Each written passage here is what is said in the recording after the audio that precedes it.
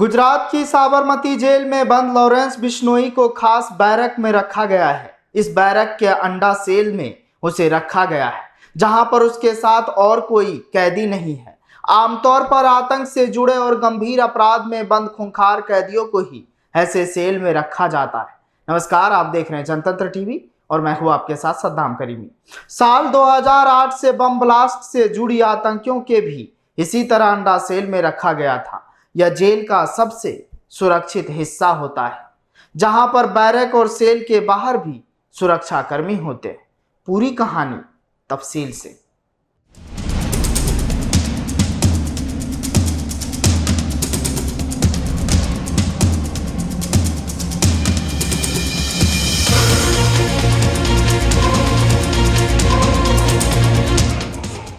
बारह फरवरी को लॉरेंस बिश्नोई का जन्मदिन है। कहा जाता है कि जन्मदिन से पहले लॉरेंस बिश्नोई मौन व्रत पर रहता है। इधर हड़कंप इस बात का है कि जब जब लॉरेंस मौन व्रत पर रहता है तब तब कोई बड़ा कांड होता है। सूत्रों के मुताबिक जब जब बिश्नोई मौन व्रत रहता है, उसका गैंग किसी बड़ी वारदात को अंजाम देता है। इस दौरान बिश्नोई किसी से बातचीत नहीं करता था, साथ ही वह अन्य भी ग्रहण नहीं करता था। माना जाता है कि जब जब बिश्नोई मौन व्रत पर रहता है, उसकी गैंग किसी बड़ी अंजाम को देता रहता है और कहीं न कहीं बड़ी घटना होती है। इन सेल बैरक में बंद आरोपियों से बहुत कम बातचीत का अवकाश रहता है, क्योंकि वह अकेले होते हैं। सुरक्षा कर्मी भी उनसे बातचीत में परहेज करते हैं। सुबह 6 से 12 बजे और शाम से 3 बजे से 6 बजे के बीच में उसे नाश्ता और खाना दिया जाता है। उसे वहां से बाहर निकलने की अनुमति नहीं है। लॉरेंस बिश्नोई धार्मिक है और वह अपने सेल में ध्यान लगाकर पाठ करता रहता है। केंद्रीय गृह मंत्रालय की मंजूरी के बिना उसे सेल से बाहर नहीं निकाला जा सकता है।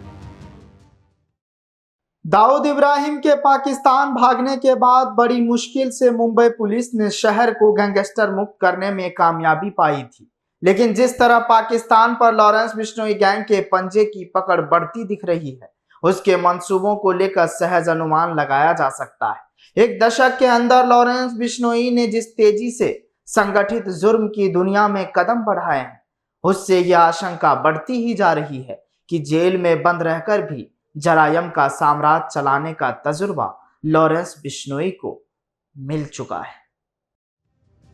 एक लकीर जिसने दो मुल्क बनाए, एक बना हिंदुस्तान और दूसरा पाकिस्तान।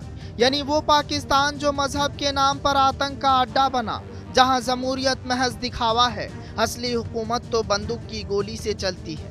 जहां मजहब के नाम पर फतवे, जिहाद और फसाद ही अकलौती पहचान बन चुके हैं। जहां आतंकी सरगना मसीहा कहलाते हैं और दहशत को कुर्बानी समझा जाता है। ऐसे में सबसे बड़ा सवाल, क्यों पाकिस्तान ही बना आतंक का सबसे महफूज ठिकाना?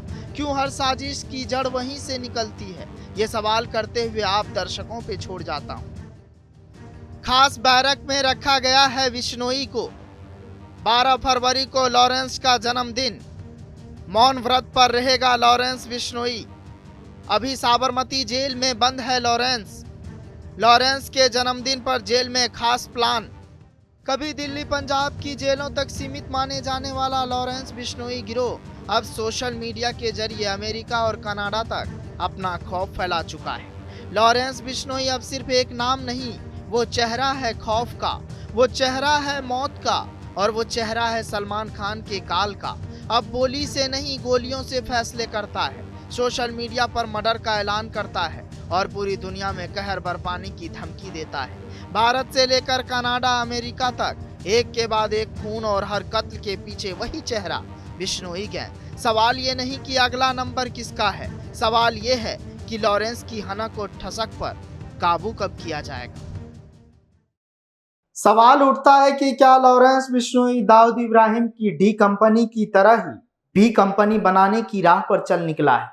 इसकी आशंका तब बढ़ती है जब एनआईए ने अपनी चार्जशीट में ये कहती है कि लॉरेंस बिश्नोई गैंग भारत के 5 राज्यों में 700 से ज्यादा शूटर्स के साथ काम करता है। इनमें कम से कम 300 शूटर पंजाब के हैं। इतना ही नहीं, यूएपीए जैसी संगीन धाराओं के आरोपी लॉरेंस बिश्नोई का नेटवर्क देश से बाहर कम से कम 5 देशों तक फैला हुआ है। शायद यही वजह है कि आज लॉरेंस बिश्नोई की बी कंपनी की तुलना दाऊद इब्राहिम की डी कंपनी से की जा रही है। फिलहाल इस कहानी में आज के लिए बस इतना ही।